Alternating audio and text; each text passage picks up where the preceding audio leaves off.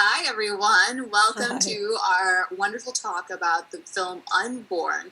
Today, we have some people that are absolutely essential in the film, who else, like, without them, it just wouldn't have been made. So I'm going to get us started by talking to each one of you, and I'd like all of you to introduce yourself and what you did in the film, and then we'll go from there. So Ayushi, we'll start with you. Sure. Hi everyone, I'm Ayushi and I played Parinita in the film Unborn. And yes, super excited to share our journey with you. And Jigisha, you're next. I'm Dr. Jigisha Upadhyay. I'm in Bakersfield and I've been practicing OBGYN, women's healthcare for the last 30 years. And I had seen all kinds of things, and this one topic was really kind of touching my heart and bothering me. And then I happened to meet Rashmi and we started talking about it. And so I said, why don't we make a film about this issue so that it can bring more awareness to the people. And so that's how the idea was born. Excellent. So Rashmi, that brings us to you. Tell us about the film and how you came up with the idea for it and what you did for it. Yeah, so after I talked to Jigisha, and she told me about female feticide in the U.S., my jaw dropped, and I, she and I talked, and I talked to several other gynecologists, and then so I decided to write this story, this script, and produce it.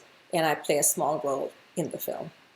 So can you tell me what female feticide is and what that means? Female feticide is when the couple knows by means of ultrasound or other tests that they are carrying a female fetus, that they want to kill the female fetus, to put it very bluntly, meaning getting an abortion. And that is called feticide means. And I see that in my South Asian community, especially in Indian, that patient will come to me and they're really very eager to know the sex of the baby. And then later on, I realized that the reason they wanted to know is that the family, especially family, wanted to have a boy. And if it's a female fetus, then they want to have an abortion. So that is female feticide. So Ayushi, you play someone that has to deal with one of those choices. Can you talk about your role and how you got in that mindset and kind of some of the prep that went into that? Sure, absolutely. I grew up in India, so I do know a lot about female feticide, and I also did a lot of research and watched a lot of documentaries, talked to Rashmi, talked to my parents to understand what motherhood is and what female feticide is, and really understand the depth of the subject. I'm not a mother myself, so of course I had to do a lot of research. And this character was very emotionally challenging, but also had many, many layers and was dealing with not just loss, but also trauma and guilt and regret and abandonment, loneliness, just so many different layers. So I think as an actress, it was, of course, a role of a lifetime, because this is the kind of stuff we want to do. These are the reasons why we become an actor, a journalist, a producer, so we can shed light on topics like these that are socially relevant that many other people aren't talking about.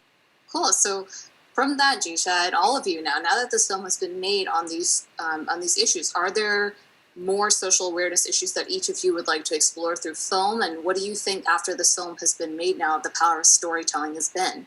I can say that there are several other issues that the South Asian community is having to grapple with, living in the Western world and still holding all to their Eastern culture and the social pressures, the social norms, from arranging marriages and having interracial marriages, having to deal with that, etc. So there are many issues that we as storytellers, me as a storyteller, would like to write about and address. Ayushi, what is it for you? So I'm glad you jumped in. No, I just wanted to say that the purpose of the film really was for us to empower women and girls, young girls, to let them know that they do have a choice for their unborn, and they shouldn't feel like that they're abandoned in this. They're not alone. The rest of the world is with them. And, this more and more people need to talk about this. So that's why I'm glad that Rashmi wrote this, and I hope that there are more stories like this out there. Okay. And so for each of you, and Jaysha, obviously you had this talk about creating this film.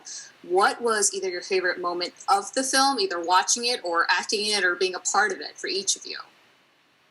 The most touching and the most encouraging part of the film is when the mother-in-law in the film, played by Rashmi, is being supportive of the woman who wants to make the choice to keep the baby.